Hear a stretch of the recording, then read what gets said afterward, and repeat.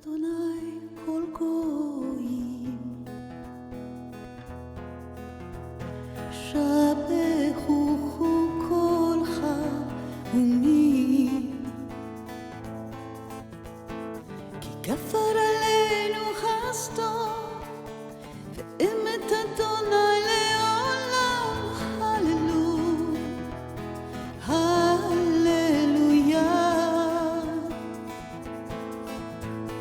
כי כפר עלינו חסדו, ואמת אדוני לעולם, הללויה, הללויה,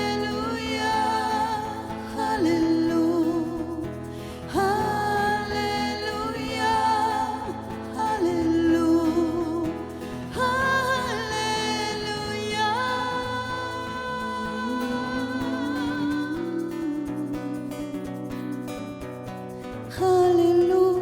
את אדוני כל גויים, הללו את אדוני כל גויים, שבחו. Bonjour tout le monde. Nous sommes le 18 septembre. 18, c'est un chiffre spécial. Dans le judaïsme, c'est un chiffre avec les lettres du mot Chai, qui veut dire vie. Donc, le chiffre 18 est souvent noté et utilisé pour un chiffre qui veut dire vie. Nous sommes pour la troisième fois en Matthieu. Et puis, vous voyez, c'est marqué Matthieu 12c parce que c'est notre troisième fois. C'est un chapitre super important. Et puis, à la toute fin presque du chapitre, on a le verset qui apparaissait 49, où Jésus dit « Qui est ma mère? Qui sont mes frères? » Mais on va revenir sur ce qu'on a fait la dernière fois, mais avec d'autres détails dans le fond, c'est-à-dire sur ce point tournant dans l'Évangile. On va l'approcher de quelques façons différentes. On va regarder le signe de Jonas. Jonas, c'est pourquoi c'est si important. Et puis, on va voir que ce moment, c'est difficile pour notre Seigneur Jésus parce que il voit qu'il ne peut plus avancer avec le leadership juif. Ils l'ont dénoncé publiquement. La dernière fois, on a regardé ça en Matthieu 12, qui est vraiment le point tournant dans la vie de Jésus et dans l'Évangile de Matthieu. Donc, il doit laisser les gens à leur propre choix. Et c'est très difficile, ça y brise le cœur parce qu'il a beaucoup de miséricorde et de grâce. Et quand le moment arrive qu'il doit vraiment les laisser à leur guise, c'est difficile.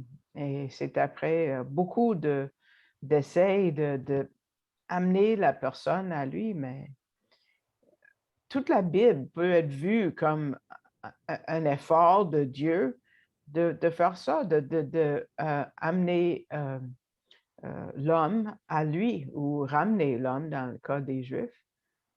C'est vraiment toute l'histoire de la Bible.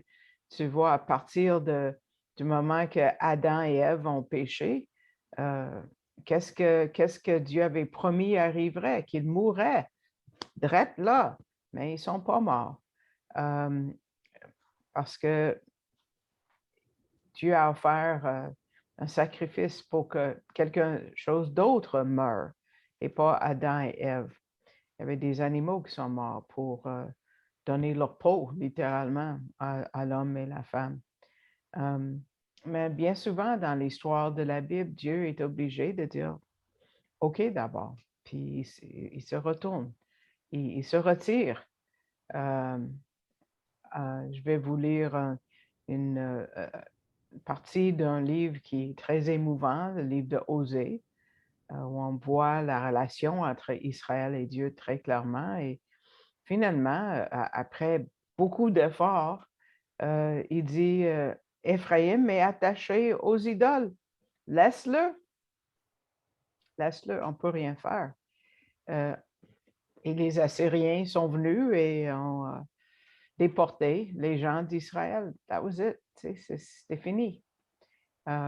Et à la fin du monde, là, on va aller loin, on va aller jusque dans l'Apocalypse, dans le dernier chapitre de la Bible ou avant-dernier, on a des mots semblants qui sont aussi poignants. Et peut-être vous vous êtes pas rendu compte que celui qui est injuste soit encore injuste. Wow, c'est fort, parce qu'il n'y a plus rien à faire. Dieu doit le laisser. Et c'est là où nous sommes en Matthieu présentement. Les leaders de la nation ont décidé de ouvertement, publiquement, refuser, rejeter leur propre Messie. Et qu'est-ce qui s'est passé? Bon, guerre. Les guerres partout. Dans le pays jusqu'à 70 après Jésus-Christ, puis à 70, bon, le temple, Jérusalem, Israël ont été détruits. Donc, mais ça n'a pas arrivé tout d'un coup. Vous vous rappelez de la façon que Jésus a commencé?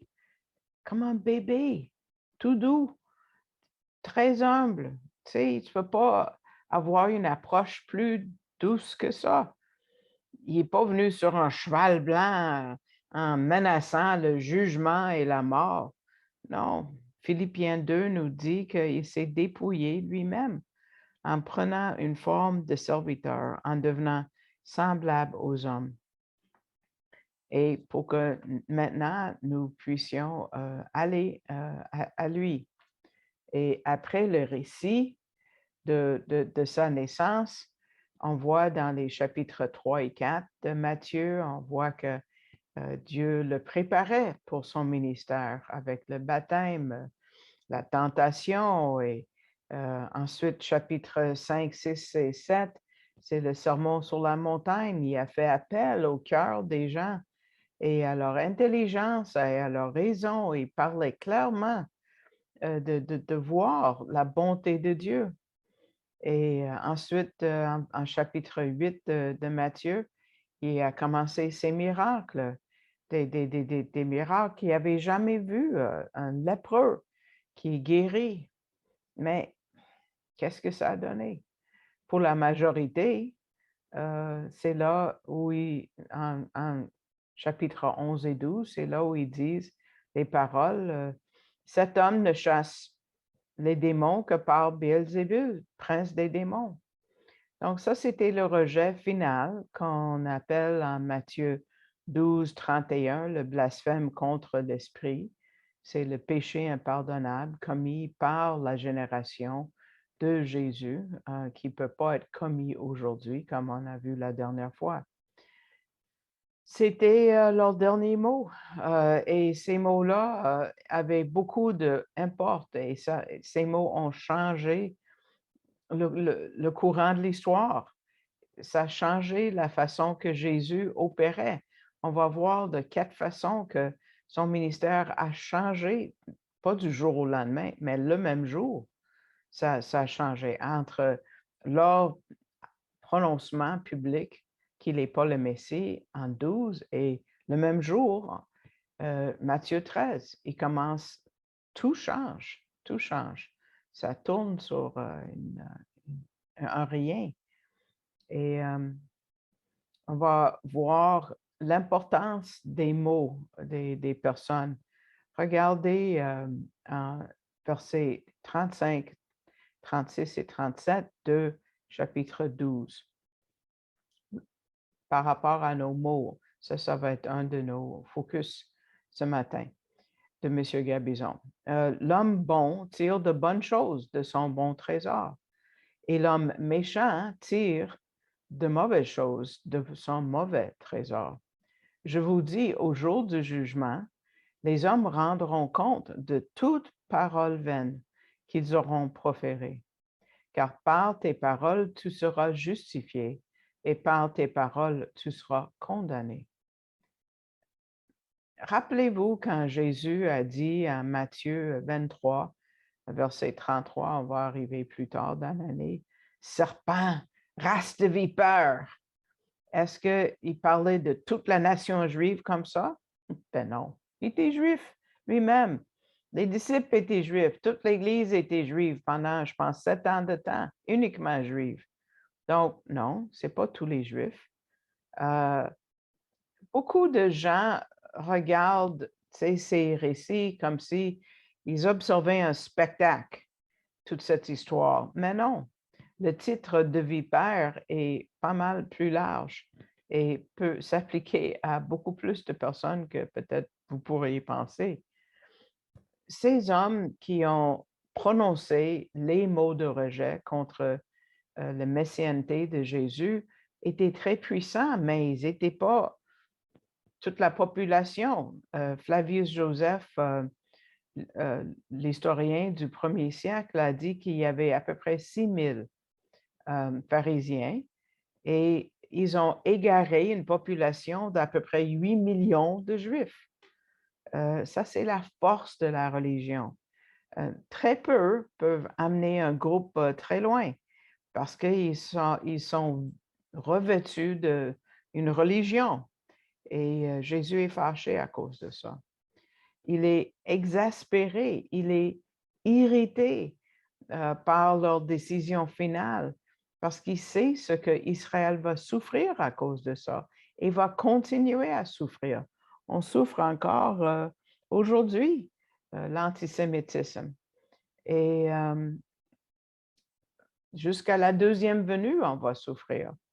Un vipère, c'est un serpent venimeux, tout comme le premier serpent dans le jardin d'Éden qui a étendu la destruction. Il est à l'œuvre encore aujourd'hui. Et Jésus dit que les paroles que nous disons sont très importantes. C'est vrai que jusque-là, ils n'avaient pas de bonnes pensées par rapport à Yeshua, mais là, ils l'ont dit tout haut. Et c'est ce que Jésus prend comme la décision finale, parce que c'était des mots prononcés. C'est quand ils ont dit publiquement que lui, il chassait des démons par Satan, que là, leur destin était décidé. C'était le point de non-retour qu'on a regardé la dernière fois. Mais pour nous, voyons-nous la portée de nos paroles aujourd'hui? Comment est-ce qu'on peut connaître une personne, sauf par les paroles qu'ils disent? On ne peut pas lire dans les pensées de la personne qui est devant nous, on peut juste écouter leurs paroles et on peut voir ce qui est dans leur cœur. De la même façon, Yeshua est la parole de Dieu. Et il n'y a pas d'autre façon à le connaître.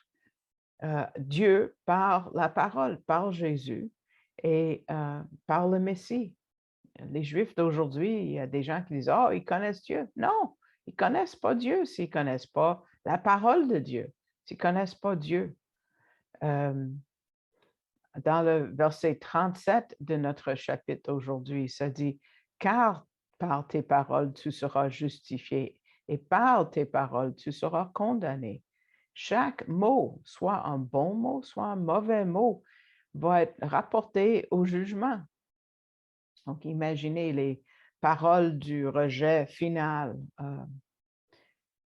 Monsieur Gabizon a trouvé une illustration. Peut-être vous avez déjà entendu le nom, peut-être je vais le mal prononcer. C'est italien, Guglielmo Marconi, qui a fait du travail sur les transmissions de radio à longue distance. Et le télégraphe a été inventé et développé par lui. On parle de la loi de Marconi. Et sauf que lui, il est parti avec une idée intéressante. Lui était convaincu, écoutez bien, que le son ne meurt jamais. Le son continue à exister dans le temps. Que si on avait juste le bon appareil, on pourrait écouter des mots qui ont été dits il y a des milliers d'années, parce que c'était encore quelque part dans l'espace. Et lui, il était fasciné par le sermon sur la montagne de Jésus, puis il voulait le capter encore, spécial. Il avait tort, au moins par rapport à ce point-là. Euh, les ondes ne vivent pas éternellement, mais quand même, il y a eu des inventions assez spéciales. Il a été, tu sais, la radio et tout ça, ça lui a euh, mérité le prix Nobel en physique. Mais M. Gabizon dit dans un autre sens, Marconi n'avait pas tort. Le son ne disparaît pas complètement dans un sens, au moins pas le son, parce que selon les Écritures, quand Jésus dit par tes paroles, tu seras justifié ou condamné, il y a comme une banque de sons quelque part, des mots quelque part pour chaque personne. Donc, c'est assez important les mots qu'on dit. Monsieur Gabizon nous rappelle ce que nous lisons en Ecclésiaste, chapitre 5, verset 2, quand ça dit, ne te presse pas d'ouvrir la bouche et que ton cœur ne se hâte pas d'exprimer une parole devant Dieu parce que c'est toujours devant Dieu. Ensuite, on va regarder le signe de Jonas et on va le regarder de plusieurs façons ce matin. On a mentionné ça la dernière fois, mais on va aller plus en profondeur, le signe de Jonas.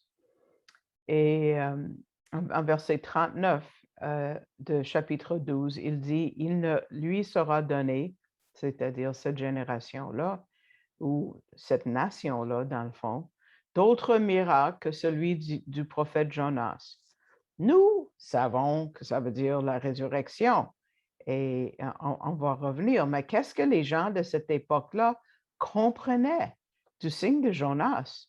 M. Gabizon dit, je pense qu'il ne comprenait pas grand-chose. Mais la résurrection, nous savons, c'est par la foi qu'on y croit. Nous n'avons pas vu de résurrection de nos yeux, je suis sûr. Donc, Jésus commence une nouvelle méthode d'enseignement et que ça prend la foi.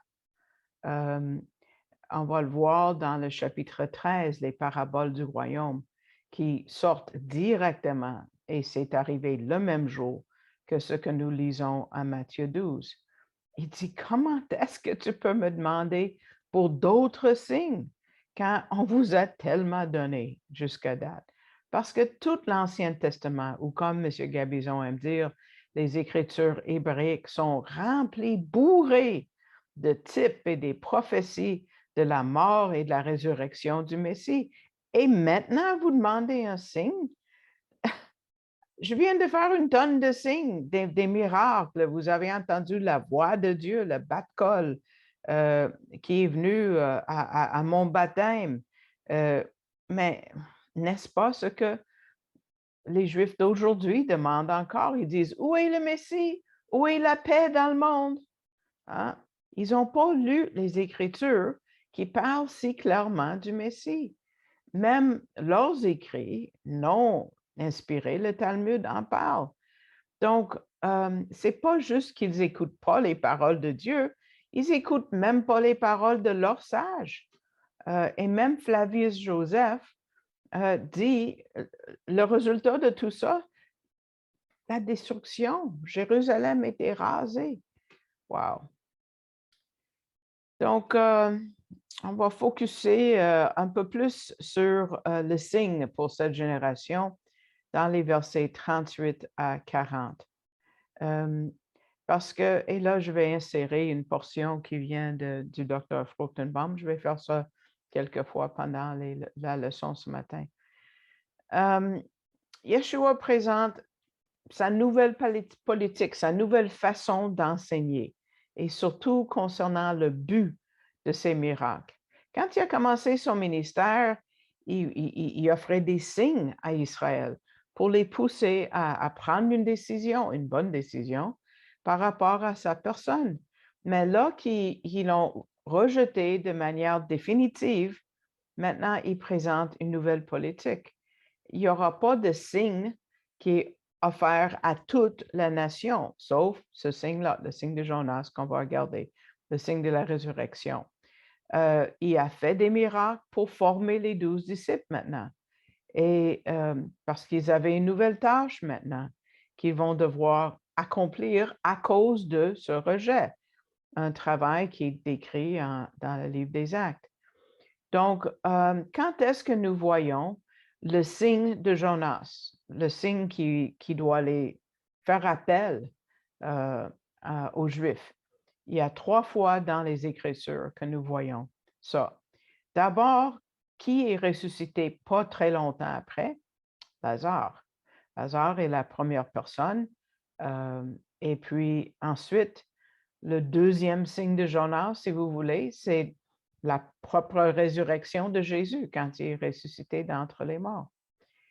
Et quel est le troisième? Ça, la plupart des gens ont de la difficulté. Si vous n'avez pas étudié l'Apocalypse, et surtout comme on en parlait avant le début de l'étude, si vous prenez l'Apocalypse comme des paroles qui sont juste des histoires, des belles histoires, vous n'allez pas le trouver. Mais en Apocalypse 11, c'est la résurrection des 2 témoins.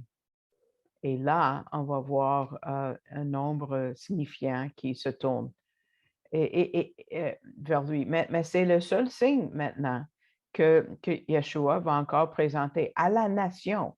Il va avoir des signes à des individus, mais pas à la nation, parce que les leaders ont parlé pour la nation. Mais n'est-ce pas intéressant que chaque jour de l'expiation qu'on vient de passer entre mercredi soir à jeudi soir de cette semaine, ils lisent l'histoire de Jonas chaque année, chaque année. Et ça, c'est le moment où ils doivent se repentir à Yom Kippour. Imagine. Et dans leur tradition, c'est inséré la tradition de lire Jonas. Dieu même utilise leur propre tradition. Donc,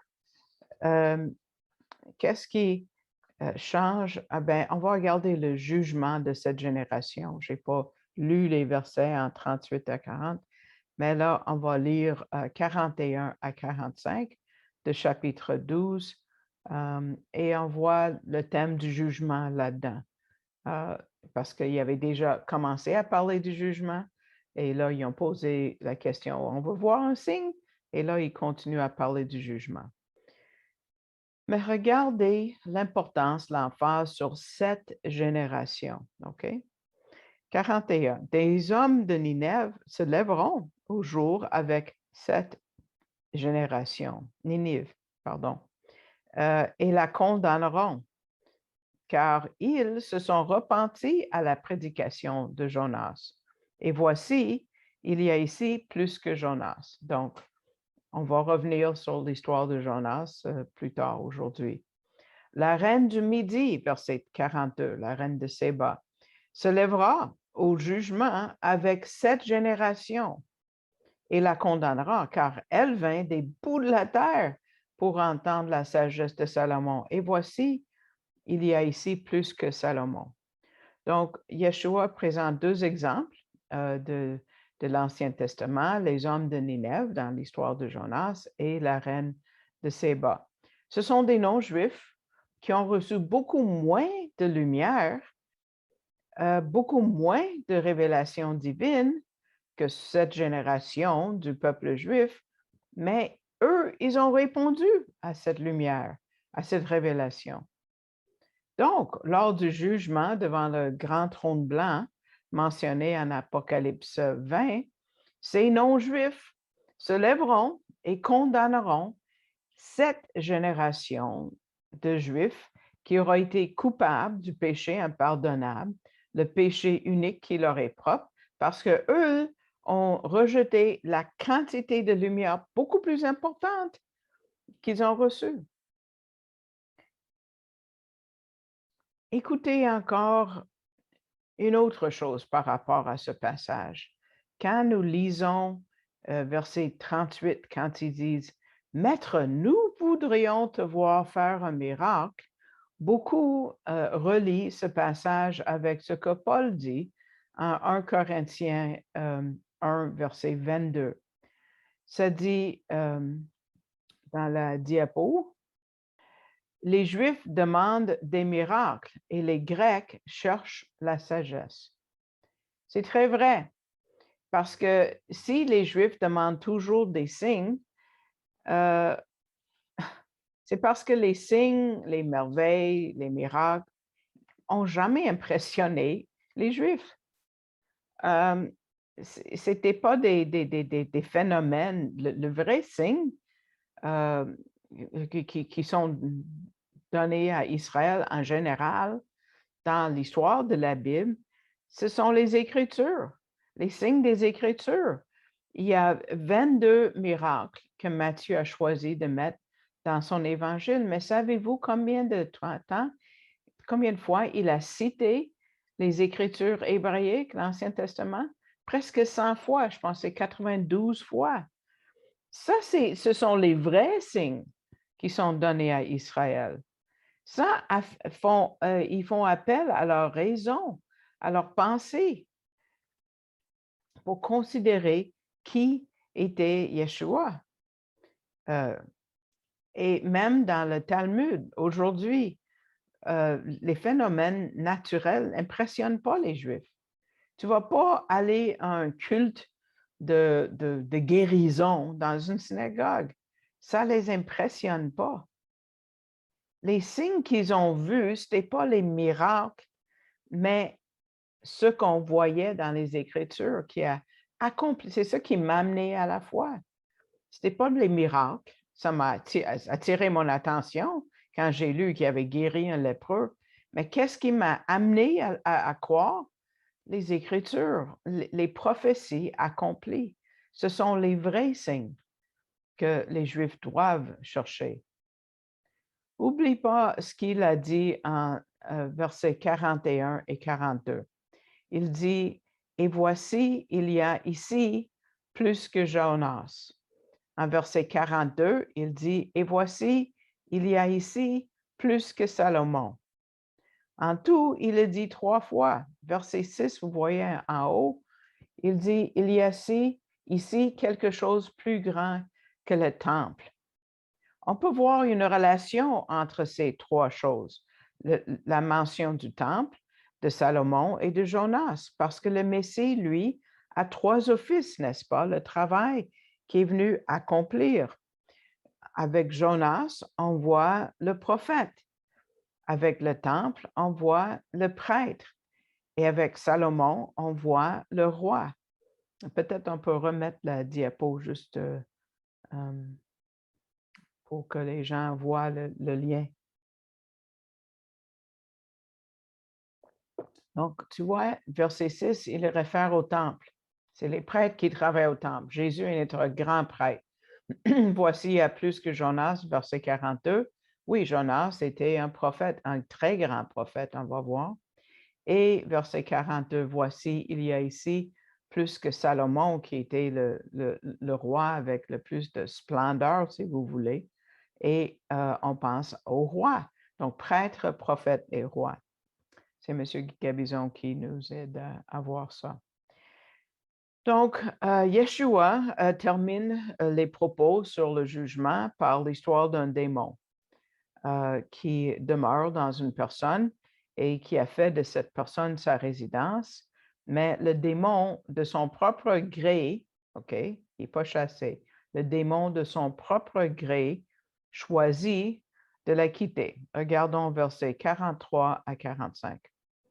Or, quand l'esprit immonde est sorti d'un homme, il va par des lieux secs, cherchant du repos, et il n'en trouve point.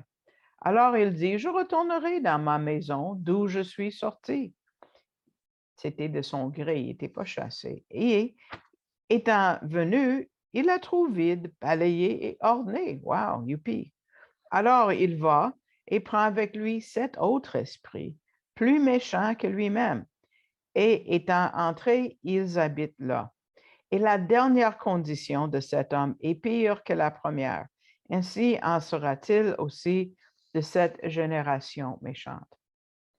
Donc, on voit, oui, que ce démon a quitté de son gré et il décide de retourner dans la personne, mais il a trouvé, tu sais, la demeure encore plus belle, donc il invite une gang de ses amis. Pendant cette période, l'homme n'a pas été habité par un autre esprit démoniaque, ni le Saint-Esprit. Hein? Il est demeuré vide. Donc, c'était facile pour lui de rentrer dans cette personne et il décide d'amener une gang d'amis. Et donc, la condition après est pire que la condition avant.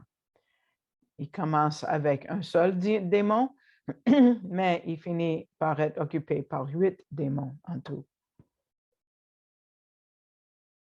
Souvent, on manque le point de cette histoire, mais Jésus donne clairement l'explication. Il dit, ça va être comme ça pour cette génération qui était en vie, qui avait rejeté sa messianité. Okay? Il dit, cette génération a commencé avec la prédication de Jean le Baptiste.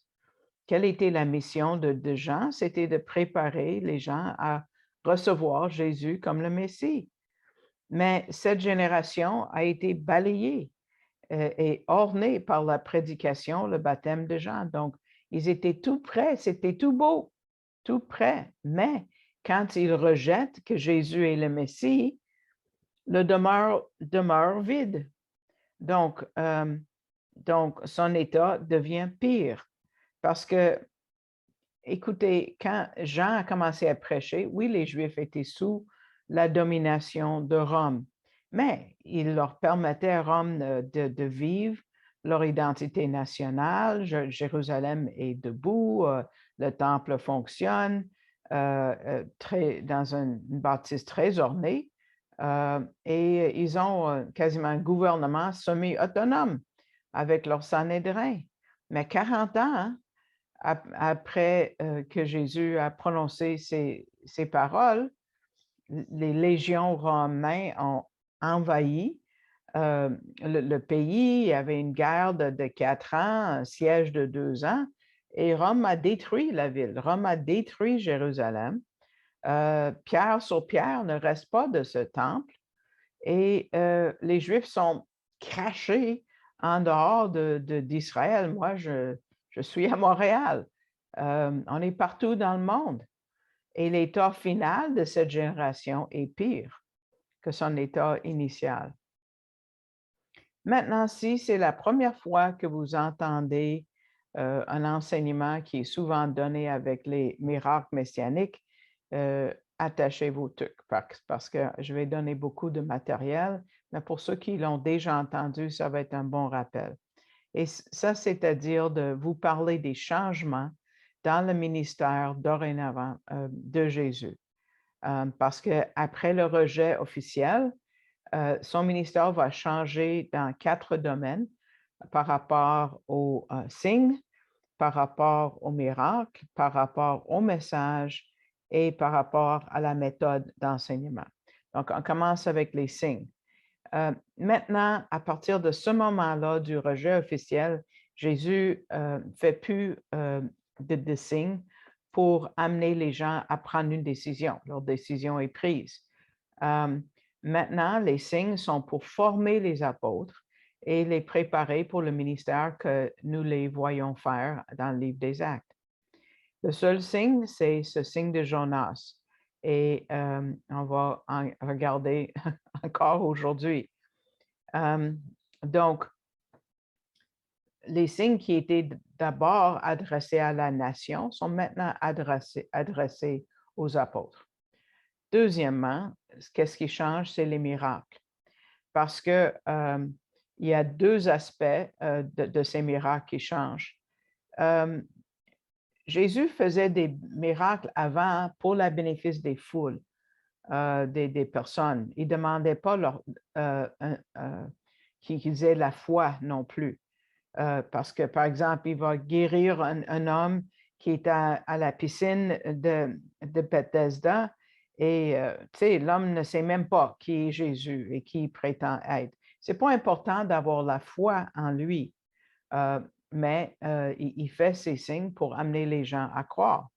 Mais tout change parce qu'ils ont pris leur décision. Maintenant, les seuls miracles qu'il va accomplir vont répondre uniquement aux personnes à qui il demande la foi. Pense à l'homme, tu sais, quand Jésus dit, as-tu la foi? Puis il dit, oui, aide-moi à avoir la foi. Tu sais, ça prend la foi maintenant. Avant, les miracles, c'était pour les foules qui n'avaient pas besoin de foi. Maintenant, oui, ça va prendre une démonstration de foi. Et aussi, il va demander aux gens au début de proclamer ce que Dieu avait fait. Dis à tout le monde ce que Dieu a fait pour toi. Donc, les personnes avant le rejet final disent à tout le monde. Hein? Mais maintenant, il dit, il interdit les gens de le dire à tout le monde. Mais cette règle s'applique uniquement aux Juifs, gardez en tête. Il ne dit pas aux non-Juifs qui ne peuvent pas en parler, OK? Mais il dit ça aux Juifs. Donc, Yeshua entreprend ce que Dr. Fruchtenbaum ici appelle une politique de silence et il interdit à ceux qui sont au bénéfice de la puissance messianique d'aller en parler à qui que ce soit. Il passe de dire à tout le monde à dire à personne. OK? Troisième chose qui change, c'est le message. Il voulait que les disciples proclament qu'il est le Messie. Mais maintenant, il dit à ses disciples, non, tu leur dis pas que je suis le Messie. Même quand Pierre a dit sa confession, tu es le Messie, le Fils du Dieu vivant, Jésus a dit, dis-le à personne. Wow. Ça change avec la grande commission parce que là, après la résurrection et tout, ça change en Matthieu 28. Ensuite, il y a troisièmement la méthode d'enseignement. OK? Avant son rejet, Jésus enseignait les foules publiquement et il disait des choses faciles à comprendre. Quand ils ont entendu le sermon sur la montagne, ils ont compris, ils ont réagi parce qu'ils ont compris ce que Yeshua disait. Mais on va voir en Matthieu 13, les gens ne comprennent plus parce qu'ils utilisent des paraboles maintenant. Ils ne parlent qu'en paraboles. Donc, ça passe d'un enseignement qui est très clair à un enseignement en parabole. Ce jour-là, en un jour, ça a changé. Pardon, ça c'est le quatrième changement. Donc, il est carrément impossible de comprendre tous ces changements dans son ministère si tu ne comprends pas l'idée du péché impardonnable. C'est vraiment un point tournant dans l'Évangile et dans la vie de Jésus. Tu ne peux pas comprendre ce qui se passe aussi dans le livre des Actes ou dans l'Église.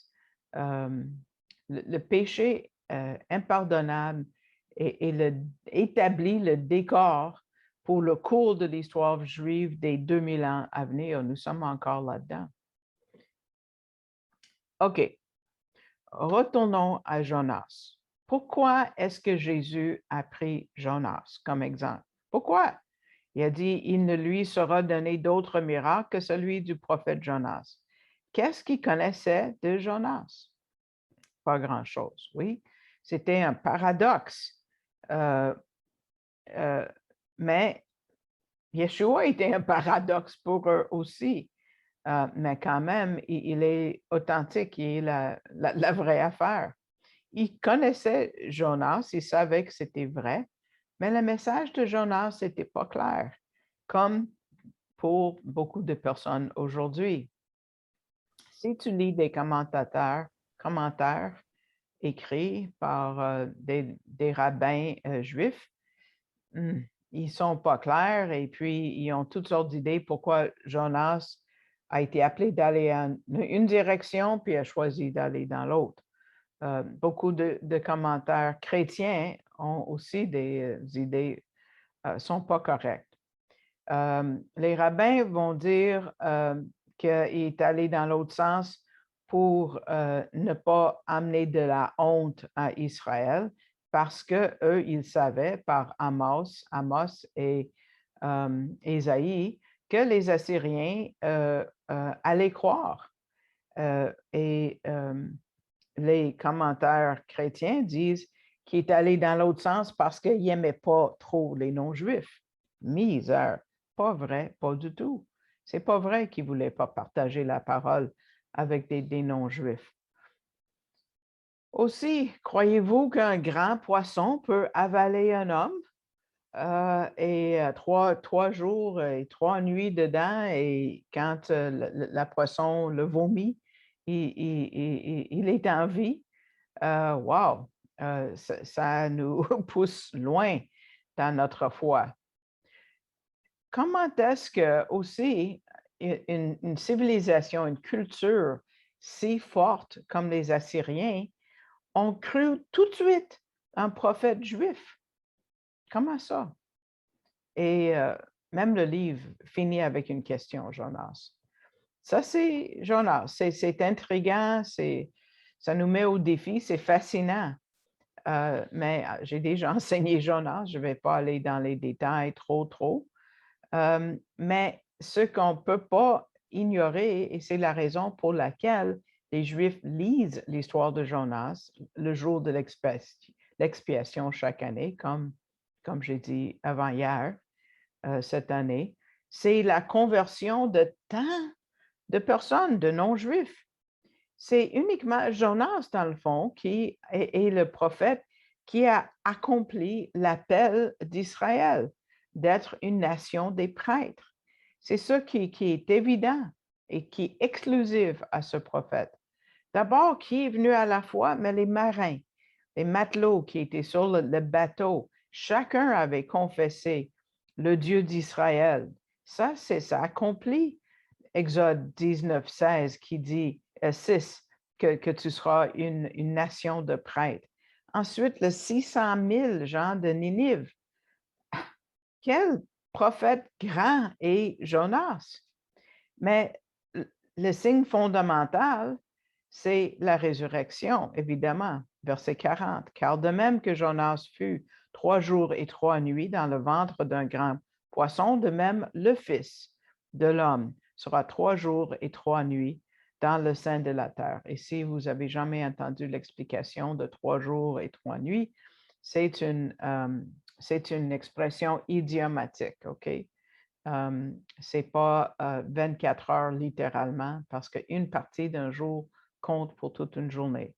Comme quand vous retournez une auto de location, si vous passez les 48 heures par 3 heures, on va vous charger 3 jours, n'est-ce pas?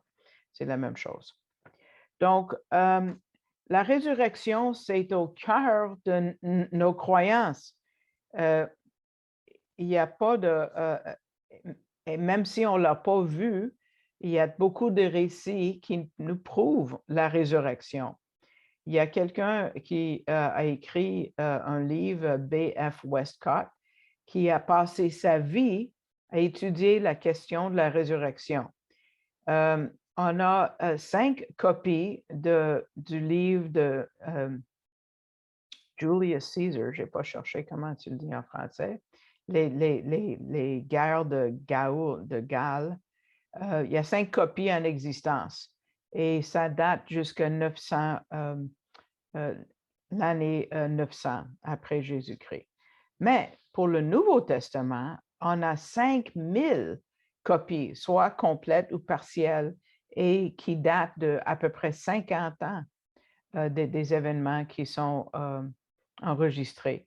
Donc, et il y a des manuscrits entiers qui ont été écrits vers l'année 300.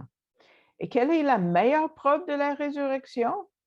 Les apôtres qui ont donné leur vie de façon des fois terrible. Tu ne meurs pas pour un mensonge. Et vous êtes la preuve que la résurrection ait lieu. parce que vous connaissez, vous priez à Dieu. Il y a 2 jeunes hommes qui se parlaient de la résurrection, puis on dit: «Impossible!» Mais ils ont vu un vieillard, chrétien qui s'approchait et un des jeunes a dit: «Dis-nous, pourquoi es-tu si convaincu que Jésus est ressuscité?» Et le vieil homme a dit: «Ben, je lui ai parlé ce matin». C'est clair. On voit que, comment il décrit le lieu où, hem, il est allé et on parle du cœur de la terre, ça c'est Sheol. Et Paul dit que Yeshua est descendu dans les parties inférieures de la terre. Ah, je pense que j'ai une diapo pour ça. Oui. Éphésiens 4, 9 dit qui est aussi descendu dans les parties inférieures de la terre. Et Yeshua n'utilise pas un mot normal pour le mot poisson aussi. Oh, oui, excuse-moi. Donc, les enfers doivent être quelque part au centre de cette planète, probablement, selon ce verset-là.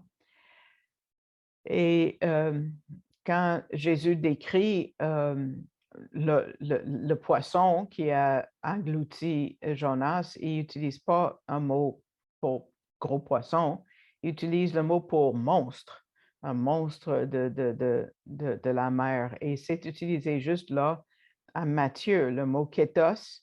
C'est ce que dans le grec, quand on voit l'Ancien Testament en grec, c'est Léviathan.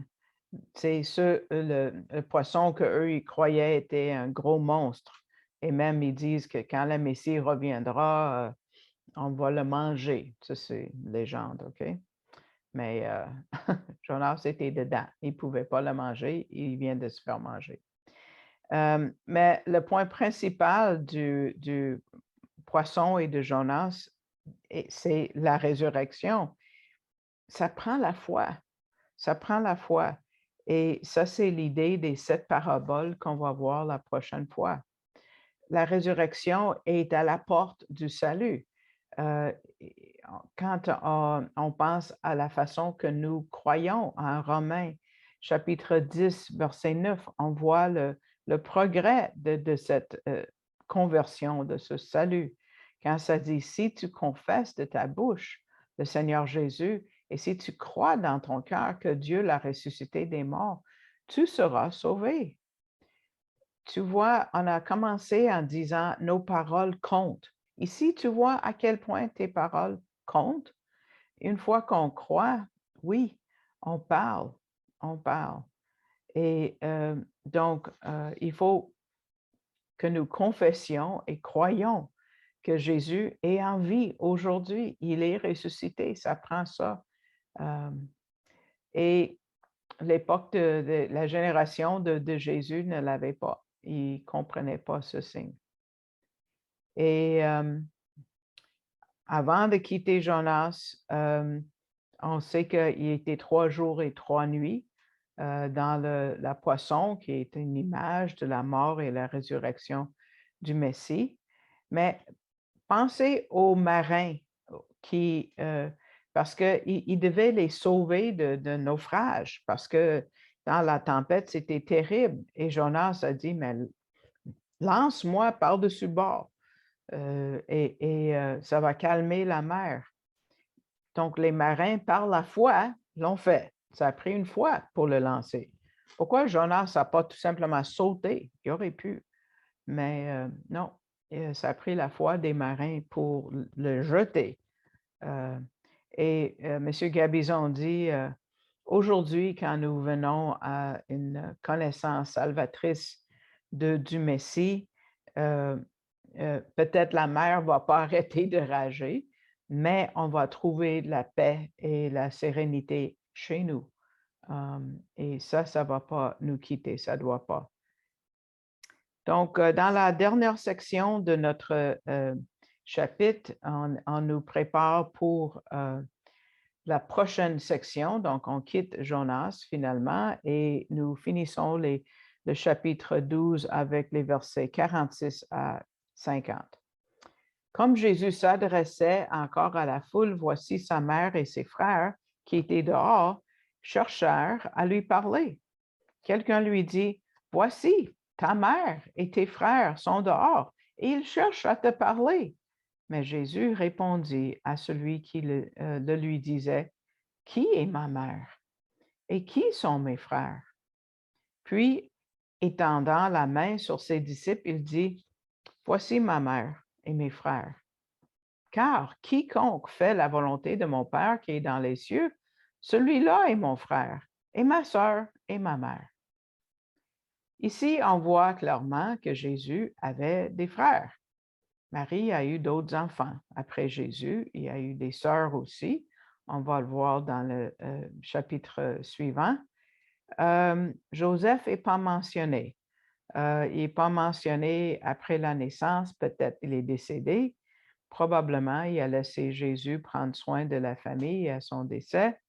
Donc, Jésus devait pourvoir comme l'homme de la famille pour le reste de sa famille. Mais la famille ne croyait pas.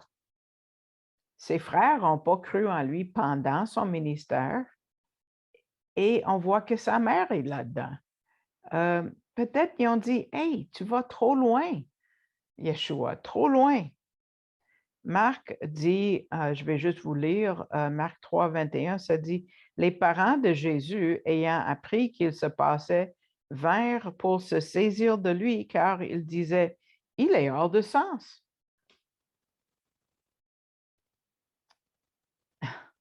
Beaucoup d'entre nous, on se fait dire, on est hors de sens, hein, quand on a dit à d'autres, moi, c'est sur ma famille. Mais ici, c'est un premier. Jésus dit, il a dit, voici ma mère, mes sœurs, mes frères. On a une nouvelle famille, la famille de Dieu. On est né dans une autre famille. C'est qui nous sommes, des frères et des sœurs dans le Messie. On est dans une famille éternelle avec Jésus comme notre frère et Dieu comme notre Père.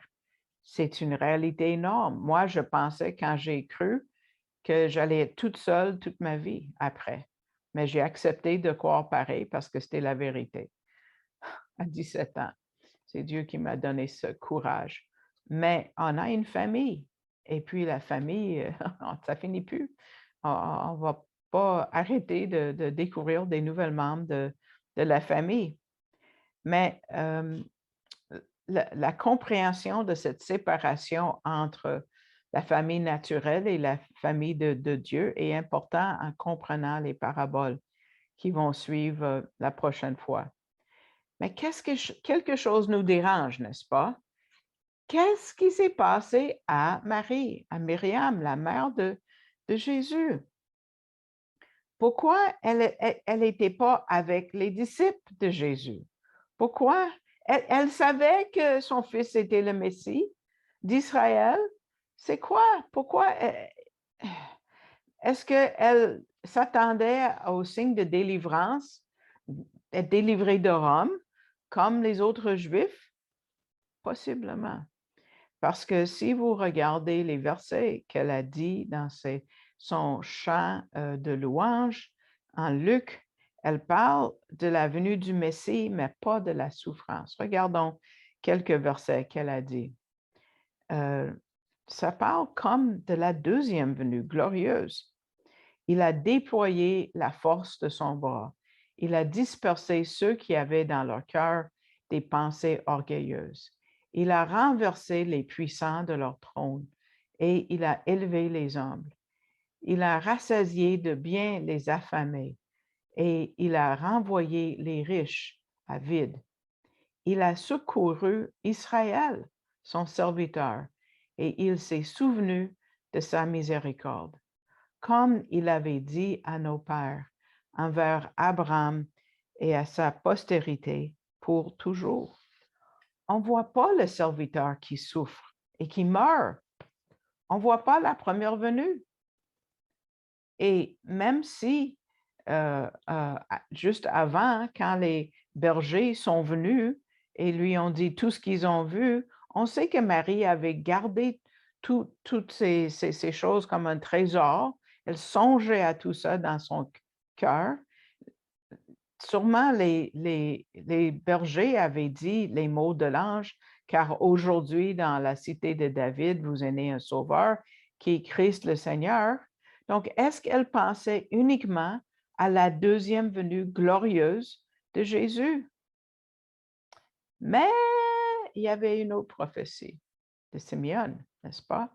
Quand il a pris le bébé dans ses bras et il a dit en Luc 2, 35, « À toi-même, une épée te transpercera l'âme, afin que les pensées de beaucoup de cœurs soient dévoilées. » Ça, c'est la première mention de Marie ici en Matthieu, depuis chapitre 2 de Matthieu. Et peut-être ici, elle a commencé à comprendre la prophétie de Simeon. Prochaine fois qu'on la voit, elle est à la croix en train de voir son fils mourir, languir, et justement cette épée transperça son cœur. On va terminer avec le dernier verset du chapitre. Regardez verset 50. Et dans le fond, c'est le diapo qu'il y avait au début. Je n'ai pas pensé le remettre là, mais « Car quiconque fait la volonté de mon Père qui est dans les cieux, celui-là est mon frère et ma sœur et ma mère. » Grosse question pour finir une étude. On peut faire une étude entière là-dessus. Mais quelle est la volonté de Dieu? Grosse question. Quelqu'un a dit de faire la volonté de Dieu, c'est de faire la prochaine chose qui doit être faite parce qu'il va le faire à travers toi. Et j'aime beaucoup ce que M. Gabizon a fait, a écrit ici. Il a dit, quelle est la volonté de Dieu? C'est pas la question, est-ce que nous connaissons la volonté de Dieu, mais est-ce que nous sommes de bonne volonté de faire la volonté de Dieu? Ce n'est pas nécessaire de tout connaître, mais c'est nécessaire d'avoir le cœur pour le suivre. Ça, c'est une question de est-ce que Dieu est Seigneur dans ta vie? Si vous êtes de bonne volonté de le suivre, là, il va révéler sa volonté. Parce que lui, il veut qu'on le sache plus que nous. Une illustration qui vient d'un professeur qui demande à des jeunes étudiants comment est-ce que les anges du ciel font la volonté de Dieu. Le premier petit enfant a dit, ils le font tout de suite. C'est bien. Deuxième enfant dit, avec diligence. Aussi bonne réponse. Troisième enfant a dit, ils le font toujours. Aussi une bonne réponse. Le quatrième dit, avec tout leur cœur. C'est bon. Et cinquièmement, ils disent, ils le font sans poser des questions. Ah ah. Bonne pensée. David est un exemple de l'oisiveté à un moment dans sa vie. Il y avait un moment que David qui devait être en guerre. Regardez 2 Samuel 11, verset 1. Il devait être en guerre, mais à la place, il est resté à la maison et il a eu le péché avec Bathsheba. 2 Samuel 11, 1 dit, « Et il arriva au retour de l'année, au temps où les rois entrent en campagne. » Donc, c'est la saison d'aller en campagne, c'est la saison, le temps doit être propice pour faire la guerre. Que David, quoi? Oh, il envoya Joab, pas lui, et ses serviteurs avec lui, et tout Israël.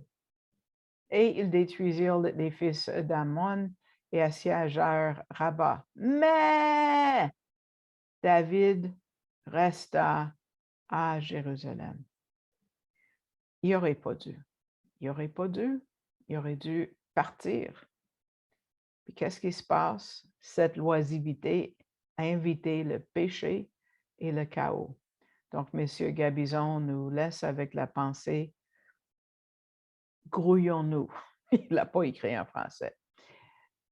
Soyons actifs. Le temps est court.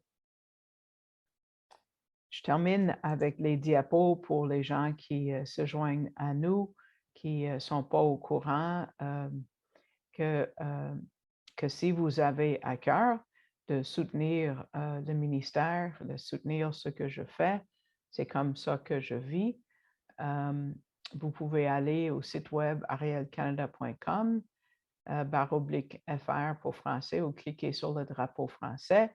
Ça va vous amener à cette page-là et vous allez voir à droite où il y a la flèche jaune donnée et vous pouvez faire un don en ligne.